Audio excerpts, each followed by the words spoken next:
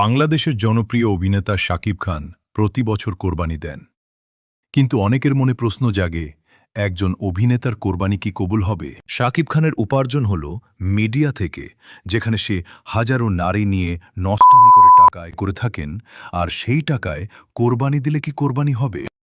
ইসলাম যেখানে বলে হালাল টাকা দিয়ে কোরবানি দিতে, সেখানে তার উপার্জনই হারাম। মিডিয়া পাড়ায় হাজারো নর্তকী নিয়ে নাচ গান করে উপার্জন করে কোরবানি দিয়ে কি লাভ? আসুন আমরা ইসলামের দৃষ্টিতে দেখি তার কোরবানি নিয়ে কি বলে ইসলাম। হারাম উপার্জন দিয়ে কোরবানি করলে সেটি বৈধ হবে না, এটি হলো মূল কথা।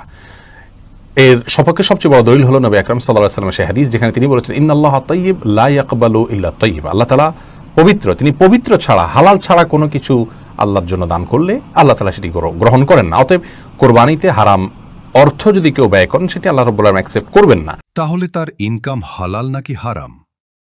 ইসলামের দৃষ্টিতে অবশ্যই হারাম।